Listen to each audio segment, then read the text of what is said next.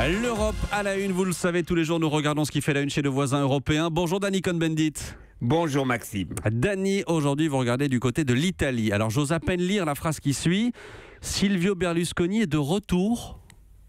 Enfin, de retour, il est à la manœuvre. Alors, l'Italie a besoin d'une nouvelle loi électorale puisque la loi... Enfin, je vous explique pas tous les problèmes de l'Italie, ça durait 3 heures. Mais en fait, la loi pour élire l'Assemblée et le Sénat, les lois étaient différentes. Il faut une même loi, donc une nouvelle loi électorale. À la manœuvre, donc, entre autres, Berlusconi, qui ne pourra pas se présenter aux élections au printemps parce qu'il a été condamné pour fraude fiscale et donc il est inéligible. Mais...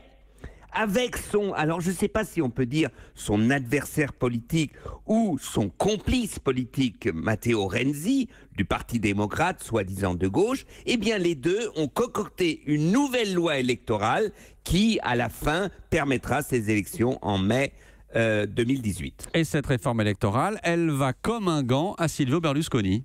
Elle va comme un gant surtout à ceux qui arrivent à faire des coalitions. Parce qu'en fait, c'est un mélange de scrutin majoritaire et scrutin proportionnel.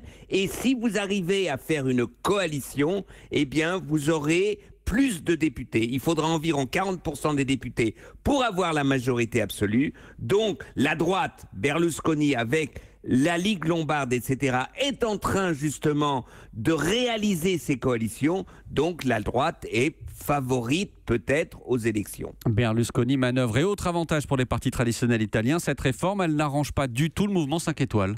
Alors, c'est exactement, en fait, c'était le but de la manœuvre, c'est-à-dire que le mouvement 5 étoiles, lui, ne veut pas être en coalition, ne veut pas s'associer à qui que ce soit. Donc, ils vont être défavorisés en calcul, qui vont perdre, d'après ce qu'ils auraient pu avoir pendant les sondages, une 40aine de sièges. Mais, ce qui est quand même très drôle, c'est celui qui est à la manœuvre de l'autre côté, Matteo Renzi, pour la loi électorale. Lui aussi, maintenant, il perd la gauche de sa gauche. Plus personne ne veut s'allier avec le Parti démocrate. Et lui aussi, donc, sera la victime de sa propre loi. CQFD, celui qui sourit, il a 81 barges. Bunga Bunga arrive. Je ne sais pas s'il sera de nouveau Premier ministre, mais il arrive et il va pouvoir faire des affaires comme avant. Et à la L'Italie, c'est toujours Berlusconi qui gagne. Exactement. Merci beaucoup, Dany. Bon week-end et à lundi.